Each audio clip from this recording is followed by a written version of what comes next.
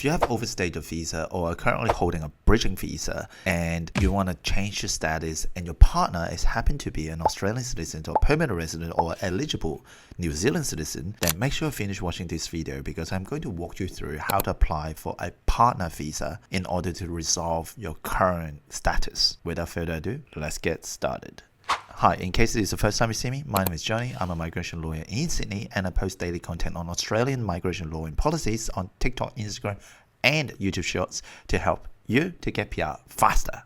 Now, in my last video, I talked about partner visa, how do you get sponsored, what kind of tips and tricks, what kind of documents you need to provide. And in this video, I'm going to talk to you and walk you through about what is a Schedule 3 partner visa, which is something a lot harder to apply, but it can change a lot of people's life if done properly.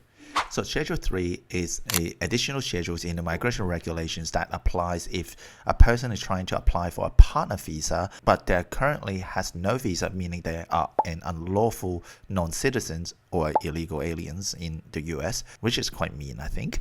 Unlawful non-citizens, or they are holding a bridging visa E, meaning basically saying they have no visas, then that would fall under Schedule 3. What Schedule 3 does, it provides a pathway for people who can resolve their status. For example, if you're currently overstayed or you're on a bridging visa E, you basically need to depart Australia as soon as possible. And within the operation of Schedule 3, as long as you can demonstrate you have compelling and compassionate reasons to remain in Australia to lodge this partner visa, then they will grant you a special visa to remain in Australia. If you are successful on a partner visa, then you get a valid visa to remain in Australia. You're no longer illegal. So some of the common cases is like your visa expired, you didn't go, your previous visas was cancelled or refused, but you didn't appeal in time, or you're on a bridging visa year. So that would be those situations most of the time. And the reason why Australian government have the Schedule 3 set up is also to stop people from using partner visa as a tool to continue overstaying in Australia and using it as a way to stay unless there are compelling reason. So in order to be successful in Schedule 3, you must show that there are compelling reasons for delay in applying for this visa, for a new visa or to resolve your status. Also, you must have a genuine and ongoing relationship with the sponsor of your visa. There are some possible compelling reasons like suffer illness, family violence. Back then during COVID, you can even claim COVID, but probably not now. Also saying your partner will suffer significantly if you have to depart Australia. So these are some of the samples, compelling reasons that you can actually use in order to justify why you need to lodge it onshore instead of submitting your partner visa outside of Australia. But you got to bear in mind that not all relationships will qualify for this. Simply being in love or madly in love, that wouldn't meet the threshold.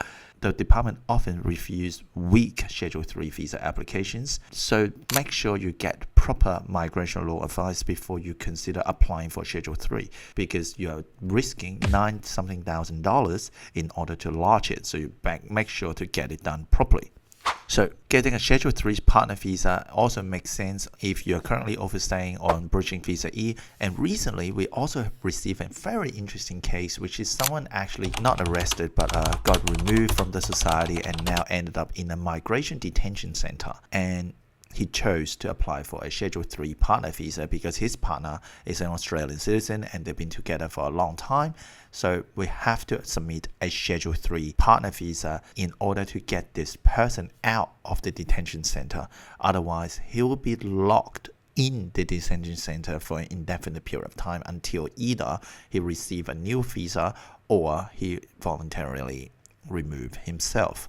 So this is Schedule 3 partner visa. I hope I have explained it clearly, but it's a very complicated topic and I'm pretty sure many of you would potentially have some questions. If you've got questions, pop it in the comment sections below and I'll try to answer it for you. And if you want to know more or want to speak with us, there's a contact information somewhere here, whatever, you know where it is.